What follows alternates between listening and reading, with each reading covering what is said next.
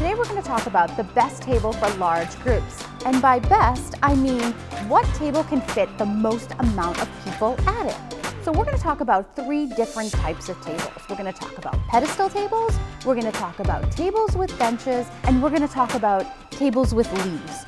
And I have a pedestal table over here that I'd like to show you. So follow me. So this is a pedestal table.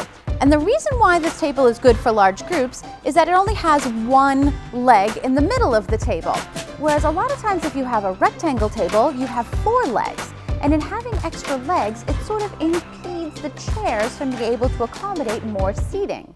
So in this case, because there's only one leg in the middle of the table, it gives a nice flow around the table for chairs. You can see we have 5 chairs at the table, but we could easily fit another 2 chairs at this table, which makes pedestal tables good for large groups of people. So let's take a look at this table with a bench. Benches are great because they can fit more people in a smaller space. This bench can probably fit 3 adults in it, whereas if you had chairs, you'd probably only be able to fit 2 chairs on this side of the table. You could also probably fit 4 children on this bench.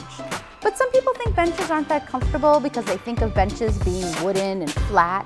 But you can see this bench is upholstered. You could do it upholstered. Even some benches have backs on them, which make them really cozy to sit in. So benches can be great for large groups of people.